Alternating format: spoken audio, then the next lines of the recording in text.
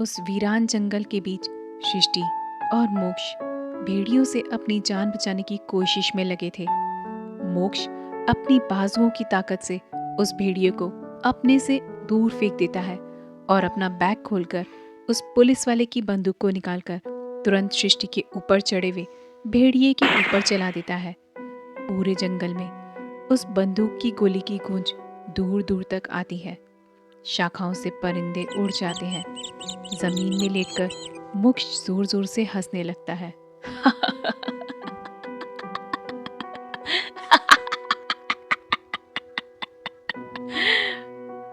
मोक्ष को हंसता हुआ देखकर सृष्टि उसकी तरफ देखकर मन में सोचती है, सदमा तो नहीं लगा इसे? क्यों पागलों की तरह हंस रहा है?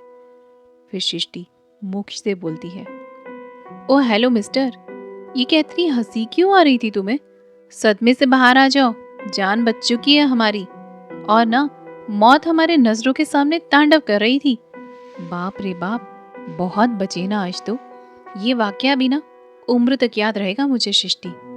ये जिंदगी भी ना कितनी अजीब है। अगले पल क्या हो जाए कुछ पता ही नहीं है। किसने सोचा था इतना सब हो जाएगा? आने वाले 1 मिनट में हम जिंदा रहेंगे भी या नहीं, कुछ भी मालूम नहीं था। खैर चलो छोड़ो, तुम्हें ज्यादा चोट तो नहीं आई ना सृष्टि? मैं ठीक हूँ, हमें यहाँ से चलना चाहिए मोक्ष। चमुरा के जंगल के बीचों बीच फंसे हुए सृष्टि और मोक्ष को इस बात की भनक तक नहीं थी कि जिस चमुरा के जंगल में वो दोनों फंसे हैं, वहाँ रात होते ही इंसानी खूनी भेड़िए, प्रेत, आत्माएं और न जाने क्या क्या घूमने लगते हैं। मोक्ष जमीन से उठता है और सृष्टि के पास जाकर उसे खड़ा करते हुए बोलता है, चलो सृष्टि, हमें यहाँ से निकल जाना चाहिए। यहाँ कुछ ठीक नहीं है। हाँ मोक्ष, तुम ठीक कह रहे हो। इस जंगल में से जान बचाना ना बहुत मुश्किल है। न जाने किस घड़ी का पाप भुगत रहे हैं हम लोग, जो यहाँ आकर फंस गए हैं। दोनों ही इस जमूरा के जंगल से निकलने के लिए आगे की तरफ बढ़ने लगते हैं। कुछ आगे चलकर एक ऐसी जगह आती है जहाँ सारे के सारे पेड़ सूखे पड़े थे और ज़मीन बंजर थी। दूर दूर तक ना तो कोई हरा पेड़ था और ना ही ज़मीन पर हरियाली। मोक्ष, ये कैसी जगह है? देखो तो, चारों तरफ बड़े बड़े सूखे पेड़ हैं, ज़मीन पर इतनी मोटी मोटी दरारें।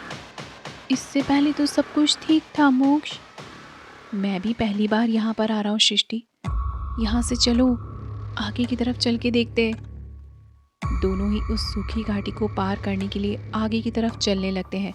तभी अचानक सृष्टि जोर जोर से चिल्लाने लगती है, हाँ, हाँ, मोक्ष, मोक्ष, मोक्ष, मोक्ष, मोक्ष, मोक्ष। क्या हुआ सृष्टि? चिल्ला क्यों रही हो? क्या हुआ तुम्हें?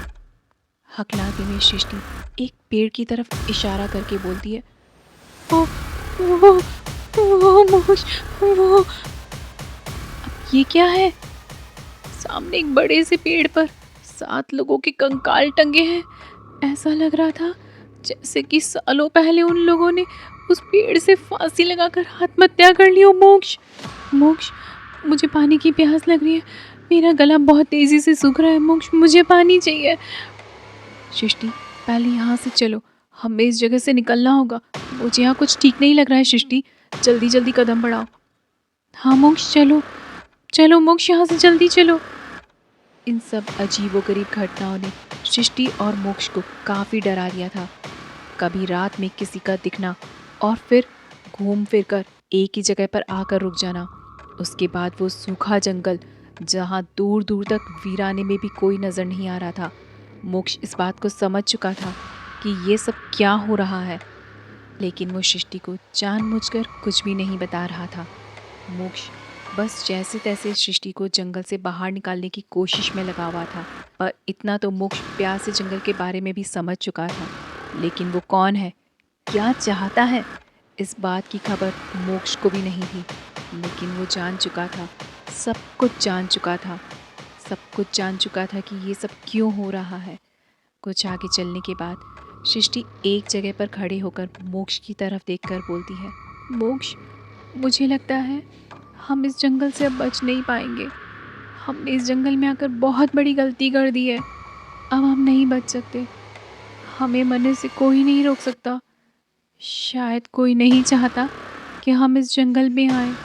क्या बहकी बहकी बातें कर रही हो सृष्टि? होश में तो हो तुम।